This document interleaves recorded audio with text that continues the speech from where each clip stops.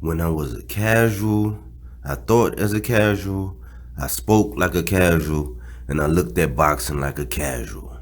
But when I became a hardcore, I put away all those casual things. This is Michael Rogers, and welcome to Bodywork Boxing. What's going on? This Michael Rogers. Welcome to Bodywork Boxing. And I was thinking about some things, and I come to a conclusion that all fan bases are not created equal. And I'll give you an example. We do a lot of in my community. We do a lot of divisive stuff. You know what I'm saying?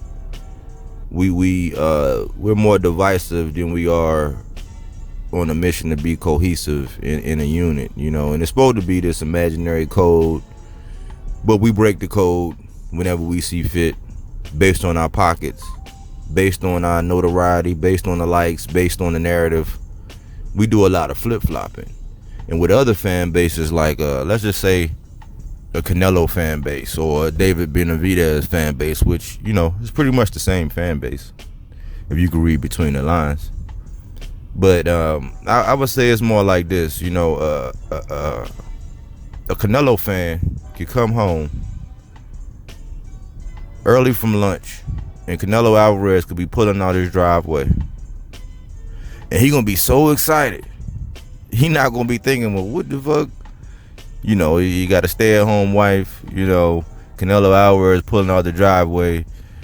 This man gonna act. He gonna invite him back in, house smelling like cinnamon. He gonna give him some lemonade. You know what I'm saying, or some tea, or some meat. You know what I'm saying, and he gonna get an autograph. He gonna let his wife give him a hug, and he gonna send him on his way with gifts. That's how their fans are. They don't care. They go beyond reason, and they would never stop to think, hey, what the fuck was he doing in my house? I know that sounds wild, but they excuse everything. See, I deal with fans, I deal with fan bases on a regular when these different boxes come up, and the topics come up in regards to who's gonna win, and styles, and the history, and who's ducking and who's cherry picking. I deal with all different types of fans. And those kind of fans, they go beyond reason. They'll justify. They'll say, oh, well, it wasn't that kind of PED. That's just one. That was a PED that helped cut weight. Oh, well, you talking about that franchise? You talking about back when he was at 154 and he moved? Get over it. That's been so long ago. Well, he did fight Floyd, and he was green when he fought Floyd. Like they excuse away everything. But you get somebody like Errol Spence, right? And this is the prime example, right? Somebody like Errol Spence, right? And I know because I was young, you know what I'm saying? I almost killed myself when I was, like about 25 in the Army. I got a DUI, I almost killed myself. I survived. I was over in Korea. And, that just taught me, I'm young. I'm thinking I was invincible. I was an E5 promotable. I'm about to make E6 in 5 years. I was fast tracking. I was doing my thing. And I made a mistake. Did that make me an alcoholic? No. But they did put me in classes, what I'm saying, and AA and doing all this stuff as a young man. I wasn't an alcoholic. I just made a poor decision that night. I was out celebrating, what I'm saying, with my clan, and I had too much, and I figured I can make it home. I didn't make it home. I wound up losing my rank. So I almost got sent to the upper room. But I'm just, using myself and showing that I'm human and I've made mistakes in the past. That's like, 16 years ago almost when I made that mistake. But it was a learning lesson. But the example I would give is Errol Spence. He was in a tragic accident. He was under the influence and he almost lost his life. And ever since then, reporters, definitely Bud haters, but just fans in general. I mean, media, black media, publicized that. You know, they made money off of that. Those were shocking headlines. And you know, even when I look through the comments and some of these, you know, posts when it's talking about certain fighters, like I could be under a post under a video about Sean Porter and Terrence Crawford, and it'll be somebody, you know, the same nationality and color and race as Errol Spence, you know, just proclaiming that that man is an alcoholic. So he got one DUI and he's an alcoholic and it's highly publicized. That's what they try to say, you know. But on the contrary, you have somebody like Canelo Alvarez that, you know, tests dirty. And oh man, you talking about just that one time, but he's not a lifelong cheater. You know, somebody like David Benavidez, it was just that one time, you know, when he had, you know, recreational drug use and it was cocaine, but he's not a drug addict. But what I'm getting at is the fan base, because we should all be fans of boxing. We love these fighters for what they do in the ring, the valiant effort, the accuracy, the athleticism, the you know, the sweet science, executioners. Not what they do outside the ring, but it is our choice that we continue to use to degrade our people. That's why there's such a thing as the Greenprint. And you know why the Greenprint is so important? It's not because the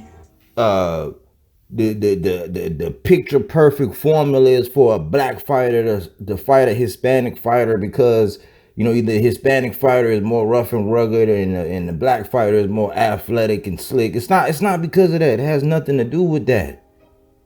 What it has to do with is, as long as you can manufacture a Greenprint where a black fighter is fighting a Latino fighter, the people making the fight knows that the Latino fan base is going to stick together.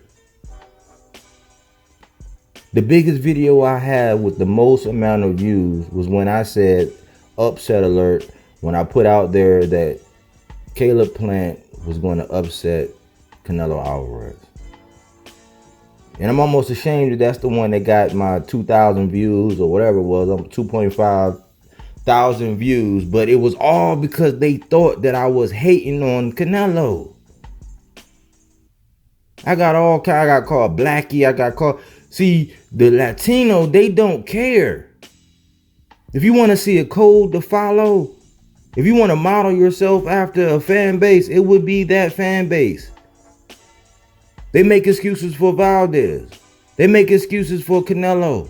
They make excuses for Benavidez. And what do? We make videos, you know, sensationalizing Broner and his legal issues. Here recently, I saw Robert Easter and his legal issues. When Rolly went down, you know what they did? They touched on it and said, oh, no, you know, we're not going to believe it. That's pretty serious. And, you know, it was a little time. And they said, well, we don't know, man. We think Rolly might not be lying. You know what they did? They put the crosshairs back on Tank. I just saw some things earlier today where it was almost like people were rejoicing with this rumor that he demoted Calvin Ford. Speaking on Tank, who I look at him like a father. The closest thing he has to a father. People rejoiced in that. And then they also highlighted the fact that he has open charges. That bled into how Mayweather has open charges. These are the kind of fan bases that we have. You got people that call themselves Black Fight Fan, and all they do is call people coons and monkeys. I've never heard another fan base do that. I've never heard somebody in the Latino community do that to their fellow boxing fans. Regardless if they disagree on who would win between Benavidez and Canelo, I've never heard that kind of talk. We don't have the same kind of fan base. All fan bases are not created equal. But if you want to get Money Mayweather to stop having Tank follow the blueprint, if you want to have Devin Haney stop following, I'm following the Greenprint. If you want to have him stop following the Greenprint, be more like their fan base. Don't cast people out like Charlo, where they actually got the keys to their city in Houston. How many of y'all can say they got the keys to the city by the mayor? Didn't really hear any coverage about that.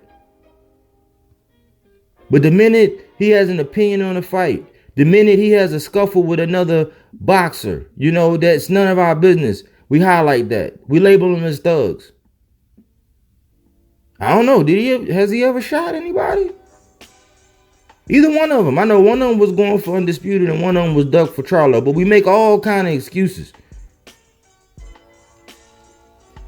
We make all kind of excuses. And I just come to the conclusion that all fan bases aren't the same. If we start becoming more like the Latino fan base, and we start being pure boxing fans, and we start stepping outside of the realm of color, and we look at fighters, because I can have an opinion that T.O. is going to knock Devin out. You know what they're going to call me? Matter of fact, it was a while ago. I was on the channel, right? And it's a Latino content creator. And I rock with him, except for a certain, just like all of them. I rock with them when they talk about 80% of the things, except for the 20% where I see that they have clear-cut bias. I rock with them. You know what another black dude did? A black dude came up under my comment and said that I was up there basically showing out and applauding and co-signing everything that these, I'm not going to say the word, are doing on this channel. You know what my response was? I said, it's funny how they may have disagreed or agreed with what I was saying, but you the only one that came on here and hated on me. And you supposed to be just like me.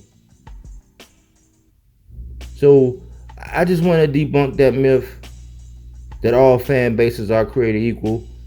And this whole MBF thing, no black fighter, it may have been something, but it actually changed because they know that regardless, one of their boxers can actually kill their mistress who was pregnant and get away, and they don't say anything.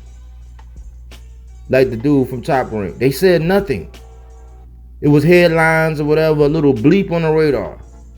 But every time Earl Spencer's brought up, he's a drunk. Every time Charlo does or say something and they say that he's emotional, that he's a thug and I'm tired of supporting him and I'm doing this. We need to be more like their fan bases.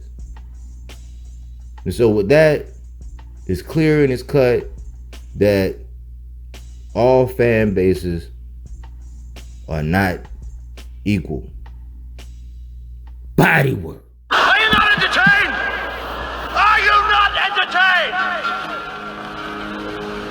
Is this not why you are here?